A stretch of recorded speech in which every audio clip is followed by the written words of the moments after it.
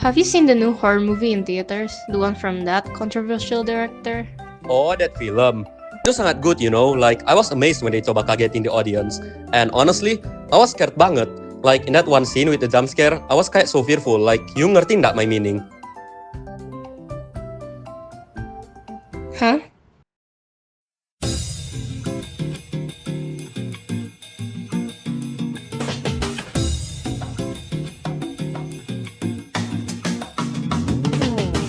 Before we get started, let's talk about social class.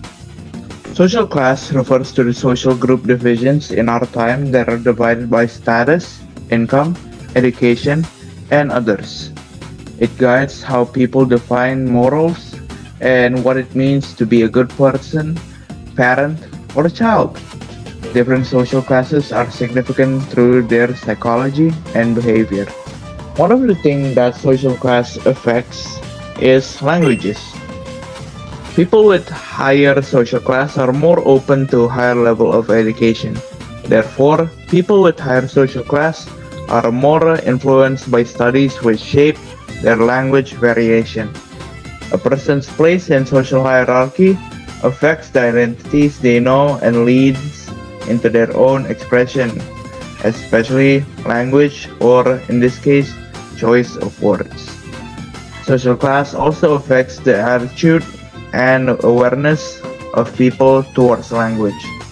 In this case, it is seen by the language stereotype of Cicipi, which are labeled as high social class people and the common Jakarta citizens. You may be asking, why did they change their language intentionally? Well, that's probably because of Markness model. It is a way to signal specific rights or even obligations in order to implicit social norms governing an interaction. Their high status also affects the way they speak.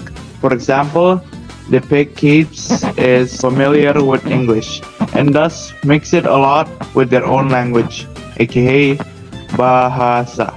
This indirectly signals that they have a good education, whether they're aware of it or not, like this comment for example. The same goes for the lower class society of Indonesia. Javanese is typically used at home or with peers, thus making them used to it. Just like how English becomes attached with pig kids due to their education. This is where the Markness theory comes in, where both cases show their revolt against the social expectations. While pig kids use English in Indonesia, Javanese communities may use Javanese with Indonesian. Even if both communities is in Indonesian dominated spaces, for example those two comments shown previously, is a perfect example of this. Even though not everyone could understand what they're talking about, they still use it regardless. Let's picture this.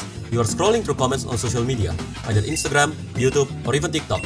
But then suddenly, you see comments like my fave place, main ke GS, titiknya ini baik banget. That's not random, it's called code switching. They mix English and Indonesian to look modern, educated, and to fit in with their own group. This phenomenon is usually referred to as Jaksel English, which is commonly accepted to have been originated from the pig area and commonly used by higher class youth. In this case, pig youth. The Jaksel English is a situation where casual bahasa is mixed with English. But here's the thing, when they talk to people from lower classes, that English that they use suddenly works as a wall, as a way to say, hey, I'm different from you. Now on the other hand, in Japanese communities, youth might say stuff like ngeneto, ojo nyekel, wes sui ora mabur, even in spaces where everyone's using Indonesian, like social media. Why? Because it shows solidarity, pride, and even identity. Sometimes they'll even mix it with English like dropping filling footage or stethoscope, blending tradition with global culture. And this is exactly what communication accommodation theory, or CAT for short, explains. The first situation is called convergence, or adjusting speech to fit in, while the second situation is called divergence, or adjusting speech to stand out, like Japanese youth keeping their own dialect alive even in Indonesian-dominated spaces. So then, what's the point then? Is that language isn't just random, it's a social act. For big kids, it's about prestige and showing class. However, for Japanese youth, it's about unity and cultural pride. However, if we look from a Christian lens, our real identity isn't in language, class, or even status. It's in Christ. So, instead of using language to divide or flex our own superiority, we are called to use it for humility, unity, and even love.